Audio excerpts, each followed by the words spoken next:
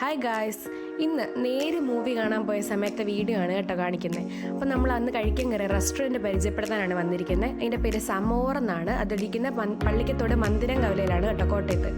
അപ്പോൾ ഇതാണ് കട, നമ്മുടെ കാശിയുടെ കടത്താണ് കേട്ടോ, അച്ഛൻ്റെ കടയുടെ. അപ്പോൾ ഇതാണ് അതിനകത്തുള്ളൊരു ആംബിയൻസ്. നല്ല രസമുണ്ടായിരുന്നു കേട്ടോ കാണാൻ.